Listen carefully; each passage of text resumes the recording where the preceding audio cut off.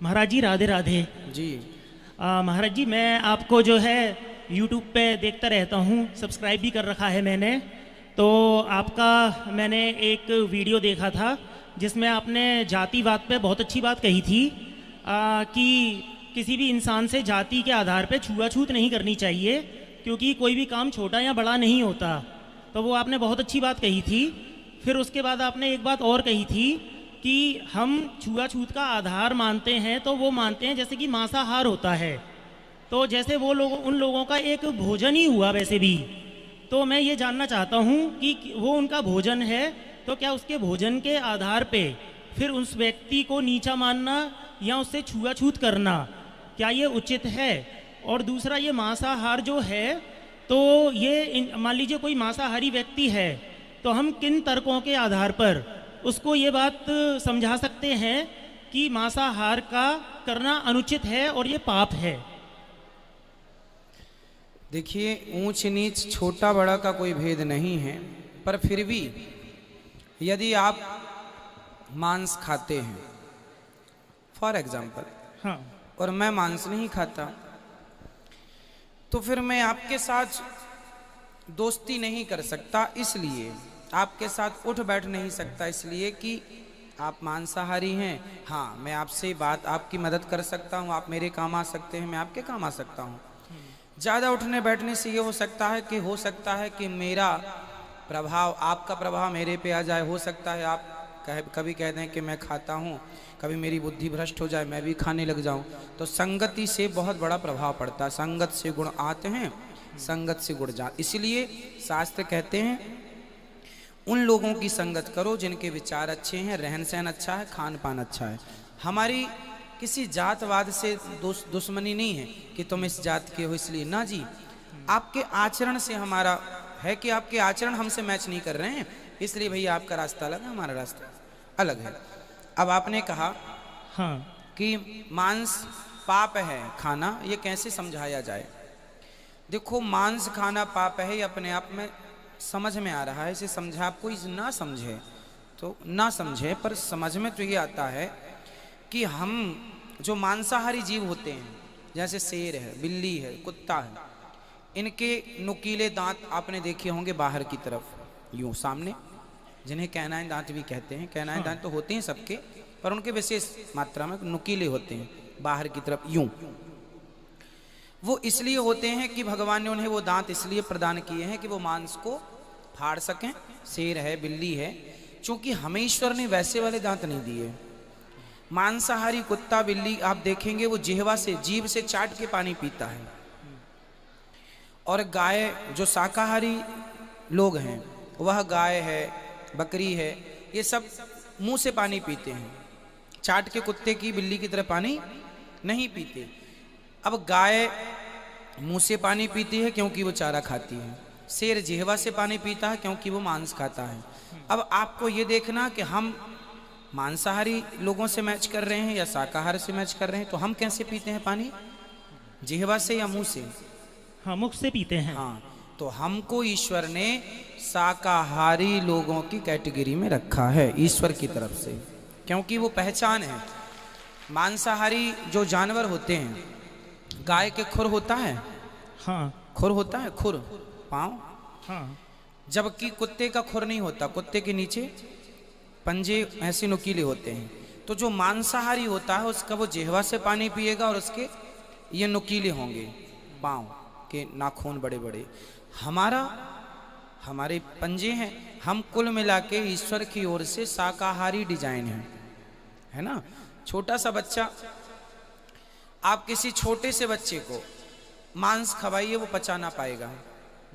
दलिया खवाएंगे पचा लेगा। जैसे 6 महीने का बच्चा, हमारे यहाँ जब बच्चा 6 महीने का होता है ना, तो उसका एक संस्कार होता है, उसे खीर चटाई जाती है, अन्नप्राश संस्कार बोलते हैं उसको।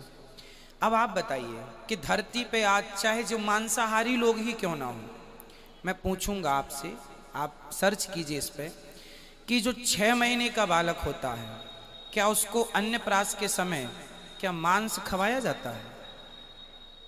उसको खीर ही खिलाई जाती है, दलिया खिलाए, हल्का पदार्थ, हाँ, हल्का, क्योंकि वो सुपाच्य है, उसके लिए। मांस खिला देंगे सुपाच्य नहीं होगा। हाँ, तो कुल मिला के हमारी जो ईश्वर ने डिजाइन किया हमारे पेट को, जठराग्नि को, वो भी शाकाहार को पचाने के लिए डिजाइन किया है। बड़े बड़े डॉक्टर, जानकर डॉक्टर भी कहते हैं कि मांसाहार हानिकारक। अभी कोरोना काल में आपने देखा होगा कुंटलों से मुर्गियां बाहर फेंकी गई, अंडे बाहर फेंके गए, क्योंकि उनमें भी संक्रमण की संभावना थी। तो रोटी में कभी संक्रमण हो नहीं सकता, दाल चावल सब्जी रोटी में। मांस में कभी भी खतरा है, संक्रमण के कारण जान जा सकती है, अन्य कारण भी हैं। इसलिए सारी साइंस की तरफ से आप कहो, आध्यात्म की तरफ से कहो, कहीं से परमिशन नहीं है मांस खाने की। महाराज जी, ये जो आपने बताया, मैं कुछ कहना चाहता हूँ। जैसे ये जो कुछ आपने तर्क दिए ये साइंटिफिक तरीके से, तो वो साइंस के आधार पे ये असफल हो रहे हैं। कैसे? क्योंकि जैसे आपने कहा कि ये जो हमारे कैनाइन टीथ होते हैं, ये वो शेर के, तो हमारा जो सेट ऑफ टीथ है ना, ये बोवाइन और मतलब फ्लैट भी है और कैनाइन भी है, तो हमारे दोनों हैं। कैनाइन तो हैं, पर उस प्रकार के नुकीले कहाँ जैसे कुत्ते के होते हैं। लेकिन उसको खाने के हिसाब से वो इनफ हैं, वो जितने भी हैं वो, तो ये दोनों का सेट है। समझो, आप मांस को पका के खाते हैं, हाँ, शेर बिल्ली कच्चा खाते हैं, हाँ। तो मांस को पकाना, अब बताइए किसी के दादाजी मर जाएं, वो दादाजी को पका के खा जाए, सही है? नहीं, इंसानों का तो खैर मना ही है। नहीं, आप अध्ययन कीजिए, बहुत सारे देश ऐसे हैं जहां इंसानों का मांस भी खाया जाता है, बहुत सारे हैं। नहीं, बहुत सारे देश मिल जाएंगे जहां इंसानों का मांस खाया जाता है। नहीं, उनका तो धर्म भी मना करता है। जैसे कोई बिल्कुल अधर्म पे आ जाए वो तो कुछ भी कर सकता है, आदमी आदमी को जैसे मार देता है, मर्डर कर देता है। लेकिन ये जो है मांसाहार का खाना, जैसे अगर ये अनुचित होता तो फिर ये धर्मों में अलाउड ही क्यों? जैसे हिंदुइज्म में, इस्लाम, क्रिश्चियनिटी और सिखिज्म में। नहीं, हमारे धर्म में तो अलाउ नहीं है, हिंदू में तो अलाउ नहीं है। ये क्या हमारे धर्मों में कहीं भी इसका क्लियर स्टेटमेंट है कि ये मना है, पाप है और ये बिल्कुल नहीं खाना चाहिए? ये लिखो, याद रखो मेरी बात, वेद का वचन बोल रहा हूँ, अहिंसा ही परमो धर्मः। ये वचन समझा आपने? हाँ। पर हित सरिस धर्म नहीं भाई, पर पीड़ा सम नहीं अधमाई, परोपकाराय सताम विभूतया। शास्त्र कहते हैं परहित सरिस धर्म नहीं भाई, कि हम किसी की हत्या न, अहिंसा ही परमो धर्म। सुना है? अहिंसा के पुजारी का नाम सुना होगा, महात्मा गांधी भी अहिंसा की बात किया करते थे। अहिंसा ही परमो धर्म हमारे धर्म में, इसलिए हमारे यहाँ कुत्ते को रोटी और गाय की रोटी निकाली जाती है। हमारे यहाँ मारने की विधा नहीं रही। हमारे यहाँ जंगल में ऋषि मुनि रहा करते थे तो फल फूल खा के रहते थे। कहीं भी राम जी के वनवास में 14 साल में आप देख लो, कभी राम जी ने मांस का, हाँ, निषाद राज सेवन करता था। हाँ, निषाद जी सेवन करते थे, तो वो जंगली हैं, राम जी के सेवन का विधान नहीं मिला। वो जंगली लोग खाते, भाई आज भी मैं नहीं खाता, आप में से बहुत लोग खाते होंगे, तो अच्छे बुरे तब भी थे। राम जी ने निषाद को गले लगाया है ना।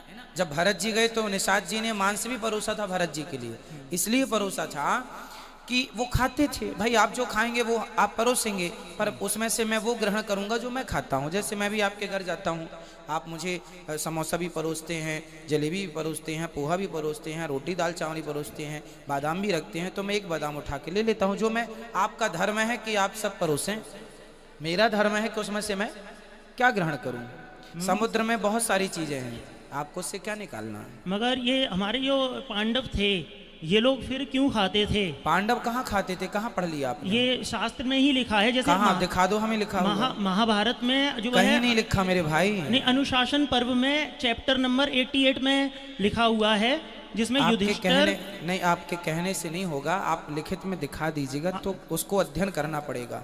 मैंने किया है वो। आप बताइए, आपके पास फोटो हो सब्जेक्ट की? तो ये गूगल पे आ जाएगा, चैप्टर नंबर 88 में है, आप जिसमें निकाल के दे दीजिएगा। इसमें युधिष्ठिर और भीष्म पितामह के बीच में बात है। किसी और संदर्भ में बात कर रहे हो, जैसे हम और आप बात कर रहे हैं, मांस के सब्जेक्ट में बात हो रही है। मैं बता देता हूँ क्या है वो।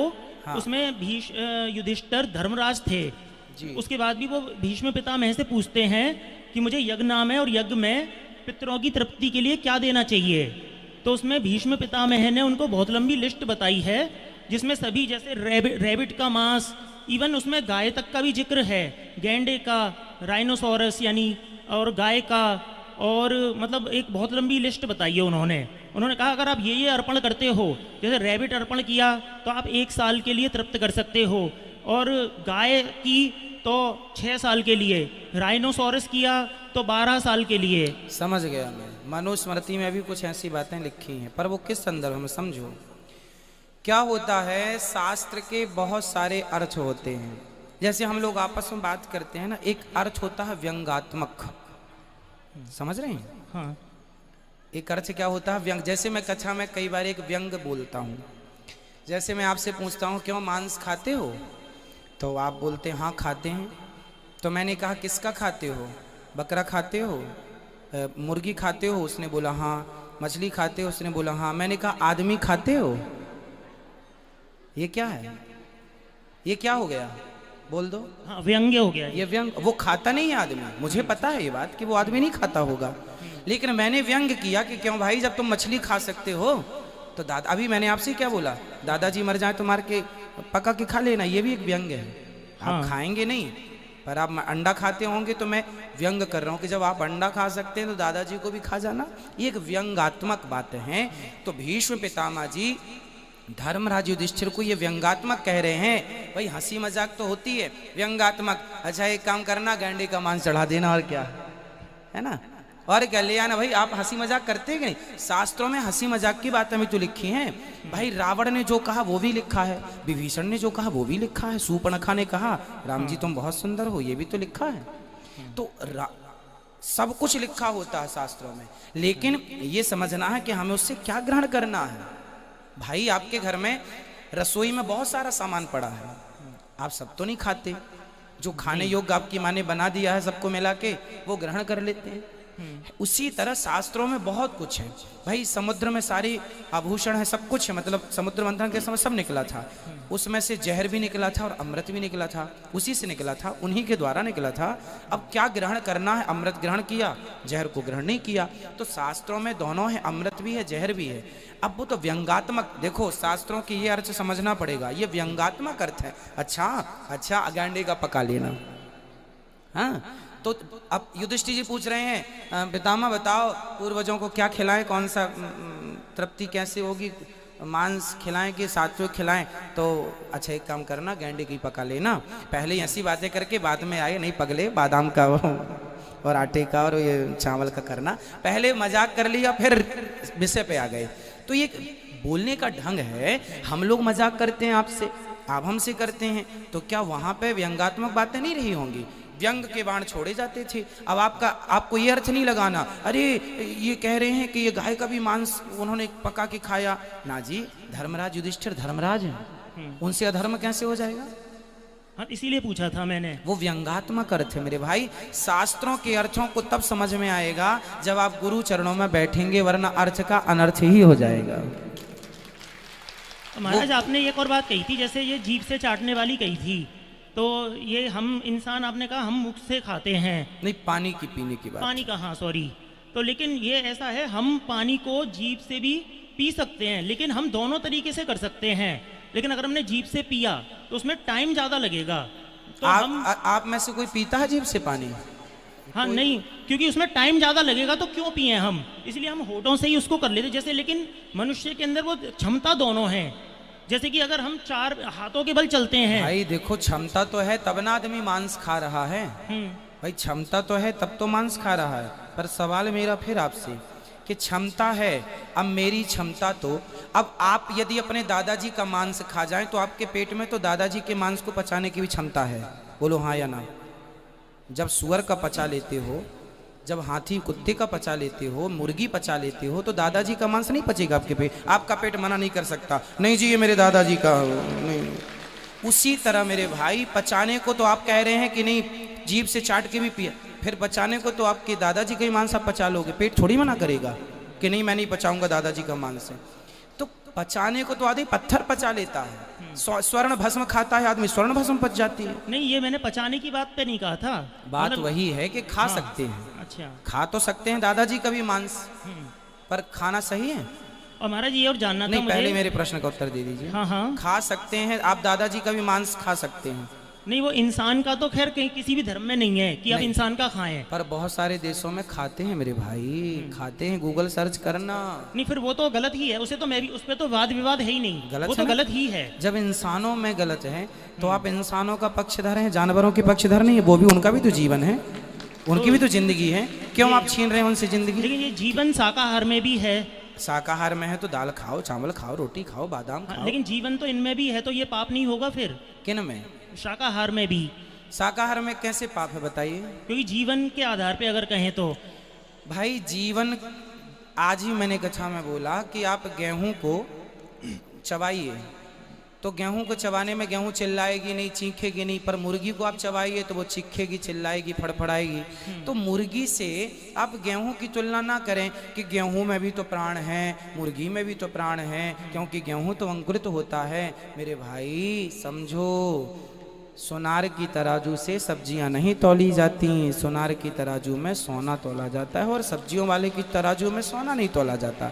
हर एक तराजू से सब नहीं तौला, हर बात को एक ही तराजू से मत तौलो कि मांस को आपने गेहूं से तौल के दे दिया कि जी उसमें भी तो प्राण है। नहीं, उसके प्राण हैं पर अलग ढंग से, वो हमारे प्राणों की रक्षा करने के लिए है। गेहूं को हम खाते हैं तो हमारे प्राणों की रक्षा होती है, पर मुर्गी को आप मार डालते हैं, उसके प्राण पहले चले जाते हैं। इसलिए दोनों की तुलना नहीं हो सकती। अच्छा, इस पे महाराज एक जैसे शाकाहारी में इनके क्या होता है, दो इनके सेंसेस लेस होते हैं, वो चिल्ला नहीं सकते, भाग नहीं सकते, तो वो असहाय हो गए। कौन? तो जो शाकाहारी हो गए, जैसे गेहूं, चावल या पेड़ पौधे, तो एक असहाय को मारना उचित हो गया क्या फिर इस हिसाब से? वो बना ही हमारे लिए है मेरे भाई। भाई चिड़िया क्या खाती है? यही वाली बात मांसाहार करने वाले लोग कह देते हैं कि वो बना ही हमारे लिए ना है। ना ना ना, वो तो समझ में आ रहा है ना, ईश्वर ने हमारे लिए दाल चावल सब्जी रोटी बनाई है, तो वो खाओ यदि आपके पास अभाव है। जैसे मैंने कई बार बताया कि पश्चिम बंगाल में हाँ मछली चावल खाते हैं। हाँ। वहाँ देवी को भोग भी लगाते हैं मछली चावल का, और वहाँ पर तो शादी विवाह में मछली चावल ही परोसा जाता है। अब वहाँ पर क्यों? क्योंकि आज के 50 साल पहले, 100 साल पहले वहाँ पर ना दालें होती थी, ना वहाँ पर कोई सब्जियाँ होती थी, ओनली चावल, धान की खेती होती थी। तो चावल को किससे खाएं? तो मछली से उन लोगों ने डिसाइड किया होगा। पर आज के युग में ट्रांसपोर्ट तब नहीं था, पर आज तो ट्रांसपोर्ट है, आज तो आवागमन है। तो आज हम आज के परिवेश से देखो, जो परिभाषा कल थी वही परिभाषा आज रहेगी। समाज में कुछ चीज़ें समय के साथ साथ बदलती हैं, सत्य नहीं बदलता, शास्त्र नहीं बदलते, पर कुछ परिभाषाएं बदलती हैं। उस जमाने में मांस की जरूरत थी, पश्चिम बंगाल में मछली चावल की, तो खाया, मजबूरी थी, जी नहीं सकते। आज तो दाल रोटी अवेलेबल है मेरे भाई, अब क्यों? आप बताइए क्यों? अब सही है। जब आपके सामने दाल रोटी रखी हो और सामने आपके मुर्गी रखी हो, तो मुर्गी मार के पका के खाना सही है या दाल रोटी से पेट भर लेना सही है? दाल रोटी सही है उस केस में। फिर हाँ, तो वो एक मजबूरी रही होगी, जब उन लोगों ने मांस खाना शुरू किया होगा, दाल नहीं रही, कोई अनाज नहीं था, कोई सिचुएशन रही होगी। और महाराज समझो। जैसे राजा दशरथ जी हिरण का शिकार करते थे, तो फिर वो क्यों करते थे? वो राजा थे, हाँ राजाओं के लिए, जैसे डॉक्टर चूहे पर एक्सपेरिमेंट करता है ना, हाँ कोई भी नई वैक्सीन आई, कोई भी नई दवाई आई, तो वो चूहे पर डॉक्टर लोग एक्सपेरिमेंट करते हैं, चूहे को फाड़ते हैं, फिर सिलते हैं, जोड़ते हैं, करते हैं कि नहीं? आप जानते हैं? तो चूहे पर एक्सपेरिमेंट मैं नहीं कर सकता, आप नहीं कर सकते, पर डॉक्टरों की जो पढ़ाई की शुरुआत कर रहा है, बेस तैयार कर रहा है, वो करता है। उसी प्रकार राजा महाराजा पहले शेर का और हिरण का शिकार करते थे। शेर का जो शिकार कर लेगा तो प्रजा कॉन्फिडेंस बढ़ जाता था कि हमारा राजा शेर को मार सकता है, मतलब हमारी रक्षा कर सकता है। इसलिए प्रजा का कॉन्फिडेंस लेवल बढ़ाने के लिए। और हिरण का क्यों? हिरण का क्योंकि तेज भागता है, तो उससे धनुष बाण देखा जाता है कि निशाना ठीक लग रहा है कि नहीं। सिर्फ राजाओं को और उन हिरणों को मारा जाता था, जो हिरण, उन शेर को मारा जाता जो उद्दंड होते थे। जंगल में शेर और हिरण ऐसे पाए जाते थे जो एक हिरण दूसरे हिरण पर हावी हो जाता था। आप भी देखते हैं ना, कुछ जानवर हावी हो जाते हैं, उद्दंड हो जाते, सब जानवरों को परेशान करते हैं। कुछ भैंसें होती हैं जो सबको मारती हैं, कुछ भैंसा होते, कुछ बकरी होती सबको मारती।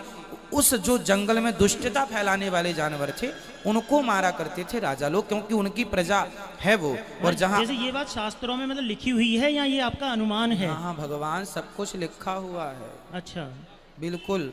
आप राम जी भी बाण लेकर के चले जब माता सीता ने कहा कि हमें ये मृग ला कर दो, तो वो राजा महाराजाओं के लिए ही उचित था, सामान्य लोग नहीं मार सकते थे। जी ठीक है महाराज जी, बहुत बहुत धन्यवाद आपके समय के लिए। खुश रहिए, भगवान आपको सुखी रखें और सद्बुद्धि दें।